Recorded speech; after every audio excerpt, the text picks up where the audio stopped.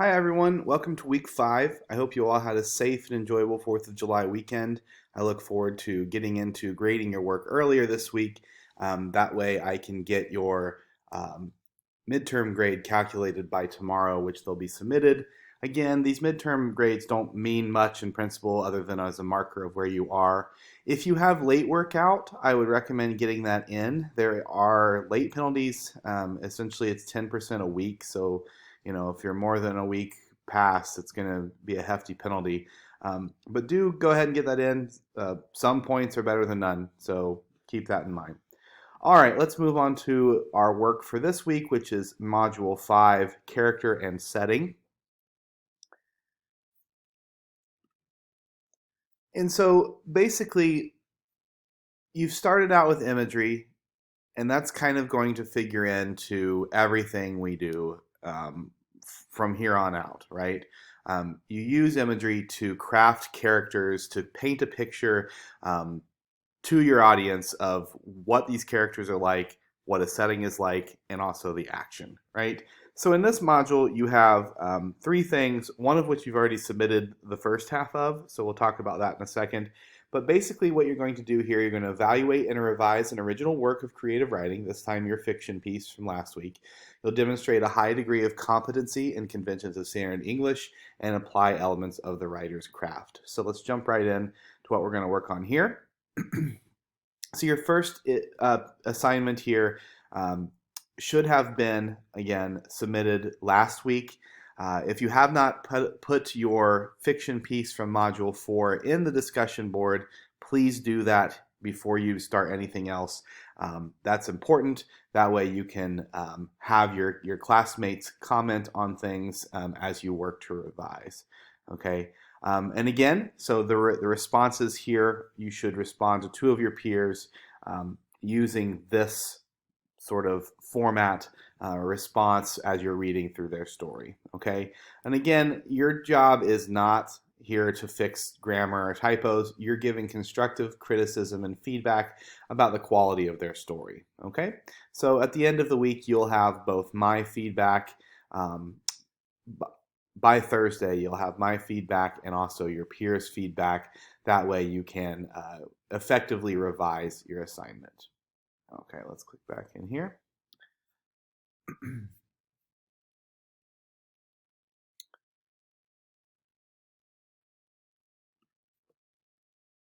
So the creative play for this week, the journal for this week, um, you're going to choose one of the assignments, one of the Your Moves activities on pages 103 to 105. In preparation for that, please do read in the textbook, pages 93 to 102.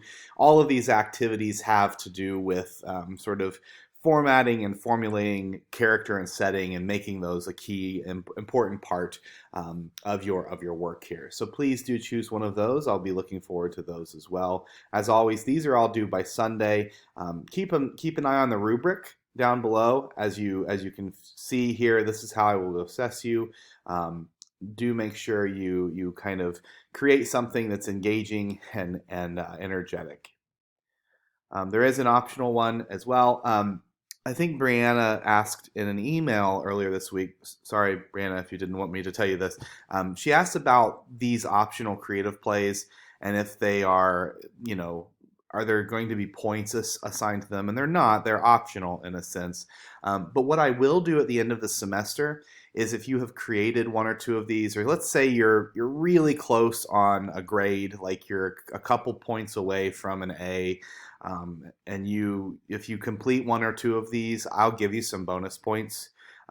So keep that in mind in your back pocket as you move forward, and as we're getting closer to the end of the semester, you can see where you stand in your grade, and maybe completing 1 or 2 of these might help boost your grade a couple. It won't be a lot of points, but it could make the difference, and I will definitely be lenient with those as well.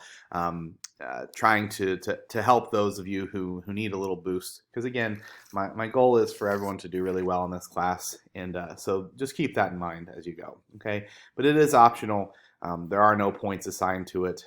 If you don't do it, that's fine, but if you do them, they can help you later on. Okay, and then finally, after your work has been reviewed by both me and your peers. So we're talking about the submission you submitted last week and that you will submit in your discussion forum this week. What you're going to do is you're going to revise this piece, okay? So what you'll do, the steps for this listed here, you're going to carefully review the comments you receive from peers. You're going to read other creative works and comments on the discussion board. You're going to consider what suggestions you will follow by your peers and what suggestions you will not follow. Remember, at the end of the day, you are ultimately responsible for the creative decisions. You know, this doesn't exist in a vacuum. It's up to you to make sure it's your work, your baby, so you can do whatever you want with it. So keep that in mind. There will be great advice. There will be terrible advice. It's just the way it is. We're humans. We're flawed, and we don't always know exactly the direction that your thing is heading. We have our own experiences, and we're doing the best we can, right?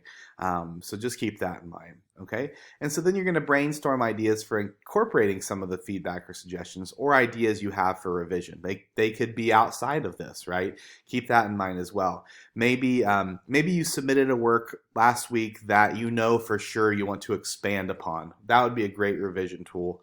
When I'm writing creatively and I'm struggling with a piece, the one thing that I do without fail is the first thing I do, I might revise. I might make it 3 times longer, right?